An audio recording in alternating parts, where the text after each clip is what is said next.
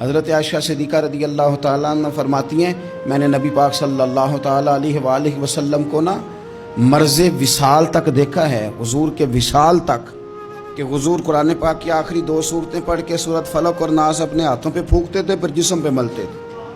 قرآن پاک میں شفا ہے۔ اب تو لوگوں نے دم درود کو نا اس کو بڑا ہلکا سا کام سمجھ لیا۔ ویسے بھی یہ عاملوں کے ہتھے چڑھ گیا، ملنگوں کے ہتھے چڑھ گیا، کاروبار بن گیا، تجارت بن گئی۔ ورنہ قرآن پاک کی آیات پڑھی جائیں تو حضور نے فرمایا سورہ فاتحہ میں شفا ہے، اس میں کرم ہے۔ یہ چیزیں جو بڑی ہمارے لیے سود مند تھی، فائدہ مند تھی، ہم چھوڑ گئے۔ ایک بڑی خوبصورت حدیث ہے، سنیے گا۔ حضرت ابو سعید خدری رضی اللہ تعالیٰ عنہ حدیث کے راوی ہیں، بخاری میں موجود ہے۔ ارشاد فرماتے ہیں کہ ہم ایک سفر پہ تھے، واپس آ رہے تھے، ایک جگہ رات کو قیام کیا، سونا تھا، بستی تھی۔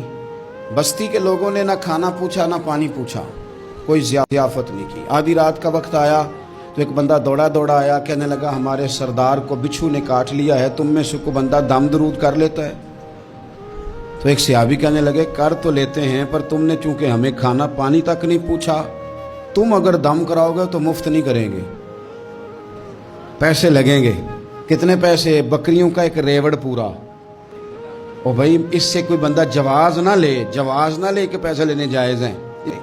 اب بات کو سمجھیں، پس منظر کیا ہے؟ پانی تک نہیں تم نے پوچھا۔ کچھ لوگوں کا علاج ہوتا ہے، وہ صحابی گئے، سورہ فاتحہ پڑھ کے دم کیا، اور حدیث بخاری سے میں آپ کو دکھاؤں گا۔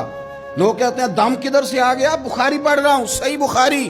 شفا تو اللہ نے دینی ہے نا، رب کریم نے شفا دے دی۔ بکریاں لے لیں، آ گئے جہاں آرام کر رہے تھے اس جگہ۔ صحابہ میں اختلاف ہو گیا، کچھ کہنے لگے بکریاں لینی چاہیے تھی، کچھ کہنے لگے نہیں لینی چاہیے تھی۔ حضرت ابو سعید خدری رضی اللہ تعالیٰ عنہ فرماتے ہیں پھر ہم نے فیصلہ کیا چپ کر کے سو جاؤ، صبح حضور کی بارگاہ میں جائیں گے۔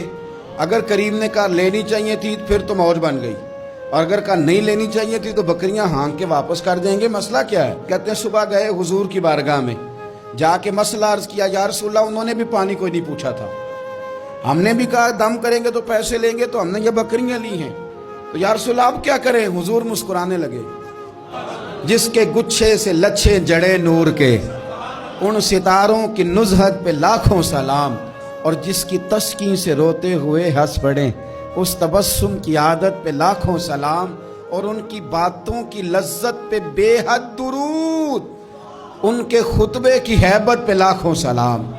حضور مسکرانے لگے اور مسکرا کے پوچھا اچھا پڑھا کیا تھا؟ یا رسول اللہ سورہ فاتحہ۔ فرمایا سکھائی کس نے تھی؟ کہا یا رسول اللہ آپ نے۔ فرمایا پھر آدھی بکریاں میری ہیں آدھی تمہاری ہیں۔